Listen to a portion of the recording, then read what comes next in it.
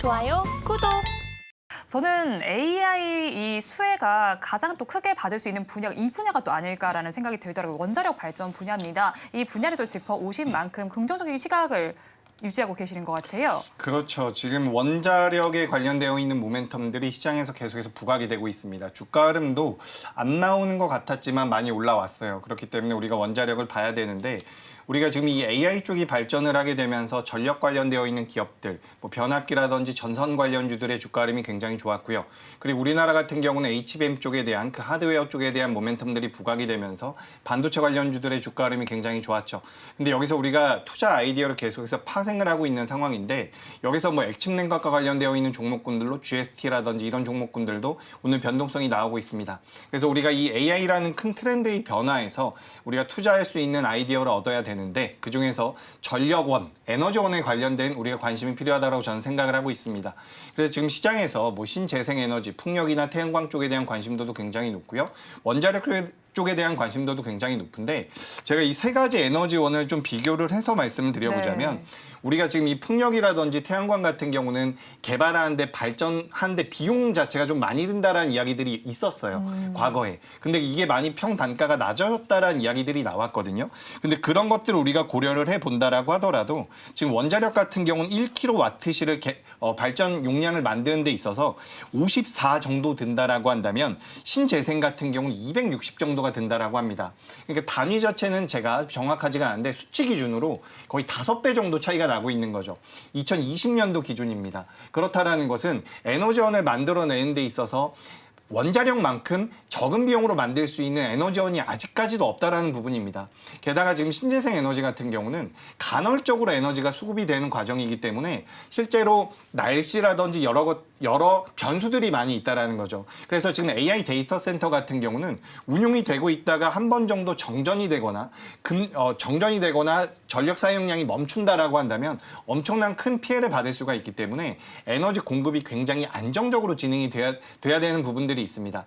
그렇기 때문에 지금 우리가 신재생, 풍력이나 태양광을 육성한다라고 하더라도 옆에 ESS라고 해서 에너지 저장 장치가 붙어야 되는 거예요. 그래서 비용이 더 많이 든다라는 거죠. 그렇기 때문에 우리가 원자력 쪽에 대한 관심이 계속해서 필요하다라고 말씀드리는 부분이고 실제로 이제 그 친환경, 탄소 중립 쪽에 대해서도 원자력이 굉장히 유리한 포지션을 지금 차지하고 있는 상황입니다. 게다가 전 세계적으로 우리나라와 프랑스, 미국 정도가 주도하고 있는 나라라고 보시면 좋을 것 같고 그렇다라는 것은 우리나라가 또 납기일이라든지 여러 가지 기술적인 면에서 단가적인 부분에서도 메리트를 가지고 있기 때문에 글로벌 시장에서 우리나라 원자력 기업들이 잘 진행될 가능성도 높다. 이렇게 좀 말씀을 드리고 싶습니다. 그래서 우리가 결국에는 에너지원을 어떻게 확보하느냐에 따라서 앞으로 AI 데이터 센터라든지 이런 에너지 집약적인 산업들이 계속해서 늘어나고 있는 부분이거든요. AI 데이터 센터도 마찬가지고요. 반도체 공장도 마찬가지고 또 우리가 과거에는 에너지원을 써가지고 많이 이용을 했었던 예를 들어서 자동차가 있습니다. 에너지원을 지금 전기화시키고 있다는 거죠. 그게 바로 전기차입니다. 그래서 이런 변화 가운데에서 에너지원에 관련되어 있는 수급을 안정적으로 가져갈 수 있는 원자력 쪽은 반드시 관심이 필요하다라는 말씀을 드리고 싶습니다. 그래서 제가 지금 몇몇 종목들을 한번 보여드려 볼게요. 네. 제가 오늘 준비한 종목은 우진엔텍인데 우진엔텍에 보여드리기 전에 제가 몇몇 기업들을 한번 보여드리도록 하겠습니다. 두산에너빌리티라는 기업이고요.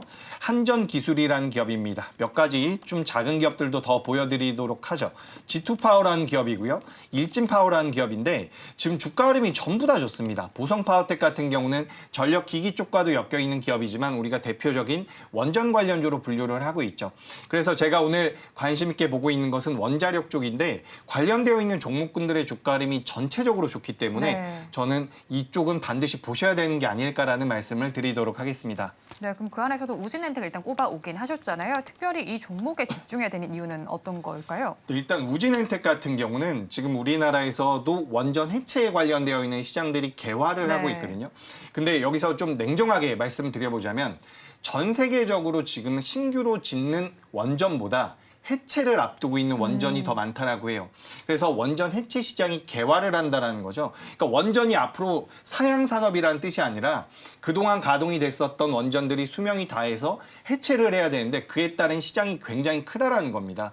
500조 규모라고 이야기가 되고 있는데 우리나라에서는 우진엔텍과 두산 에너빌리티 정도가 관련된 기술력을 가지고 있다라고 보시면 좋을 것 같습니다.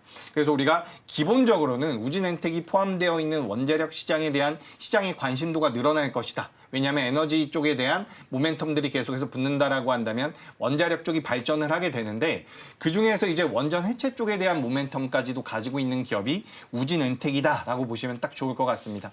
그래서 오늘 장 초반에도 주가의 변동성이 굉장히 잘 나왔는데 제 생각에는 추가 상승의 여력이 많이 남아있다라고 생각을 하고 있습니다.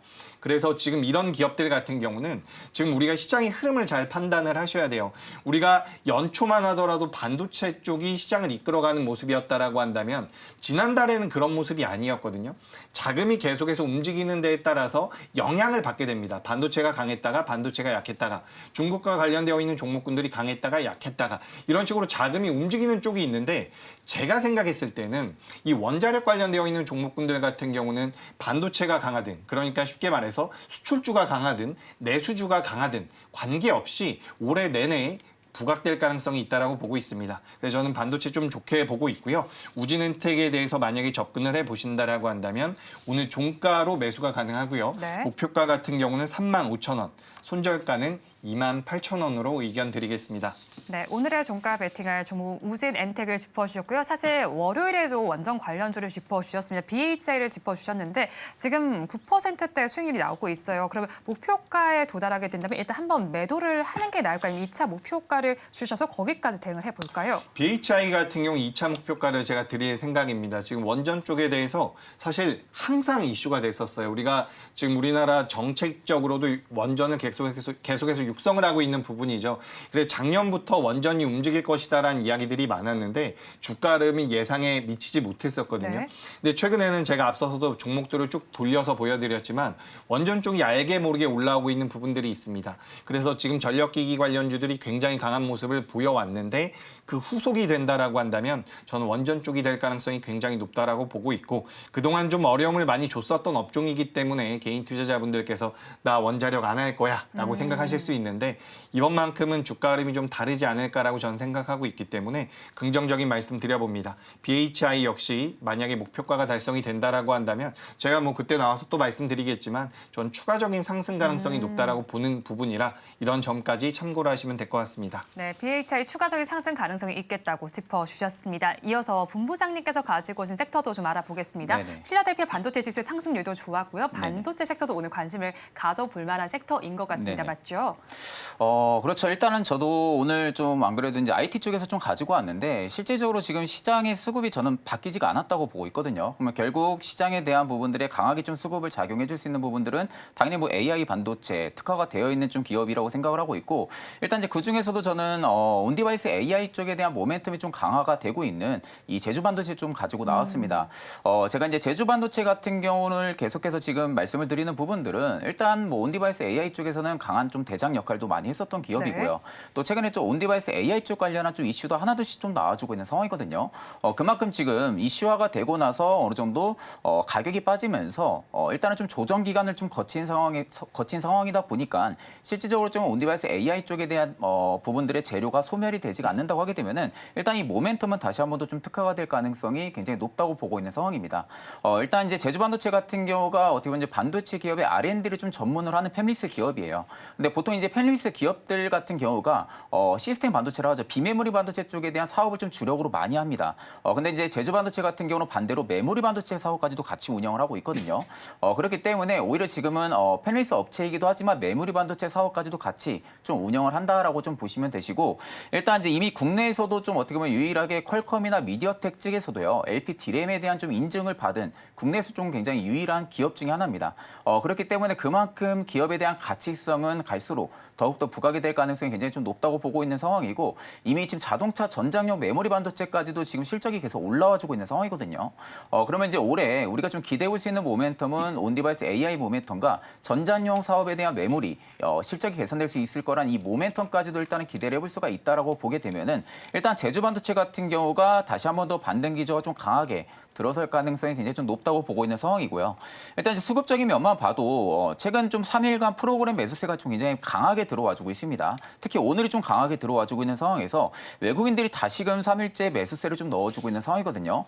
3일 전부터 매수를 넣어준다 하게 되면은 딱 조정 끝자락에서 지금 매수가 들어와준 겁니다. 조정 끝자락에서 매수를 들어와주면서 6개월선의 지지를 받고 지금 다시금 반등 기조로 잡아주고 있는 부분들인데 일단 외국인들이 이 시점에서 홀딩을 하려는 물량들이 좀 들어와주는 것인지 아니면 좀 추가적인 상승을 일부 만들어내고 좀 시세 차익을 보기 위해서 들어와주고 있는 물량인지는 일단 6개월선을 이탈 안 하는 여부가 가장 좀 중요하다고 보고 있는 상황이고요. 이미 뭐 주봉상에서 보게 돼도 고가를 찍고 나서 조정이 생각보다 좀 잘 나왔습니다. 조정이 나온 상황에서도 지금 21선을 계속 좀 지지를 받고 또 반등 기조를 잡아주려 하는 모습들까지도 연출이 되고 있기 때문에 일단 해당 부분이 저는 좀 단기적인 바닥일 가능성이 좀 높다고 보고 있는 상황입니다. 그렇기 때문에 제주반도체 같은 경우는 신규분들도 충분히 지금은 매력적으로 접근해 보셔도 나쁘지 않을 거라고 보고 있기 때문에 목표가 같은 경우는 저는 한 26,000원대를 좀 1차 목표가로 설정을 해드려요.